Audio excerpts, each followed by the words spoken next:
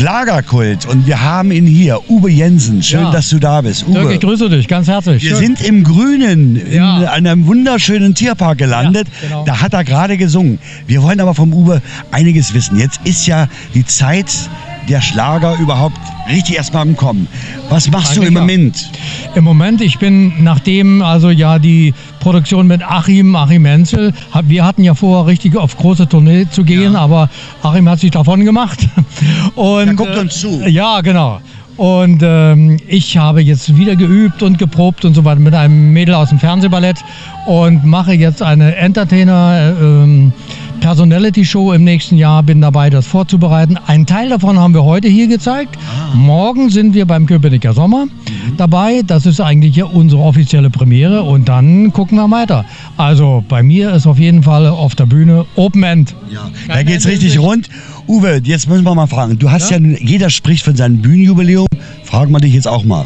Mann, ich bin fast 40 Jahre auf der Bühne, aber wichtig ist, eine interessante Show zu haben und die Jahreszahlen, ach Gott. Du sagst sie uns. Ja, ne, ich sage ja, 40 Jahre auf der Bühne. Ja.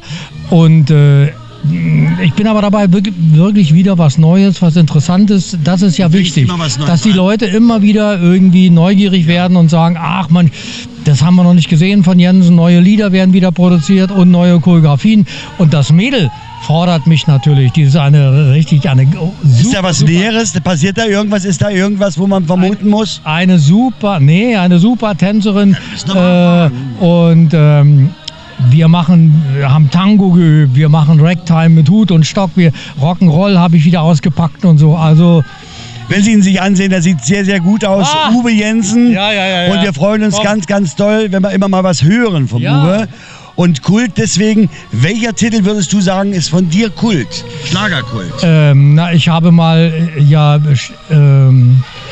Stern des Südens gesungen, das war mein erster großer Titel, dann Zwei linke Schuhe und natürlich Auf der Straße nach Süden. Das haben die Leute komischerweise immer noch, die deutsche Version von Looking. Auf der Straße nach Süden. Siehst du, mit den Kranichen ziehen. Genau so ist das. Ja. Ist das ein Covertitel?